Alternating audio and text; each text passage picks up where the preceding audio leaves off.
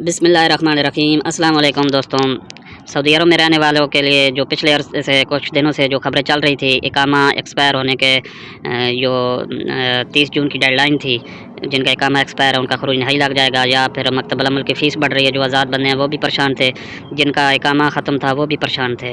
لیکن سعودی حکومت نے اس تاریخ کو 31 دسمبر 2026 تک بڑھا دیا ہے۔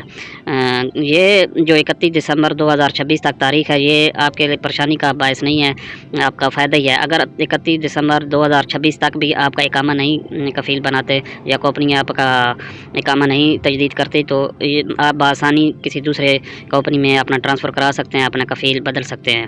تو یہ آپ کے لیے فائدے کی بات ہے، نہ کہ آپ کو نقصان ہے۔ لیکن سوشل میڈیا پہ کچھ فیک نیوز پھیلائی جا رہی ہیں کہ جن کا اقامہ ایکسپائر ہے ان کا خروج نہیں لگ رہا ہے، یا ان کو ڈپورٹ کیا جا رہا ہے۔ ایسی کچھ بھی سعودی گورنمنٹ کی طرف سے ایسا کچھ بھی اعلان نہیں کیا گیا۔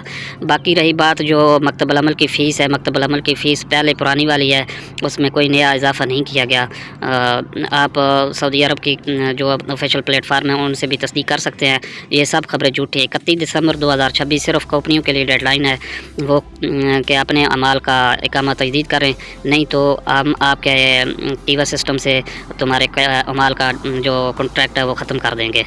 یہ پکی خبر ہے، سچی خبر، آپ تصدیق کر سکتے ہیں، پریشان ہونے کی بالکل ضرورت نہیں ہے۔ اگر آپ دوبارہ کسی دوسری کمپنی میں جاتے ہیں، آپ کا جو پچھلے جرمانہ ہے اقامہ ایکسپائر ہونے کا، وہ بھی پچھلی کمپنی ادا کرے گی، نہ کہ آپ۔ یہ سارا قانون آپ سعودی حکومت کمپنیوں پہ سختی کر رہی ہے، نہ کہ جو ورکر ہے ان پہ۔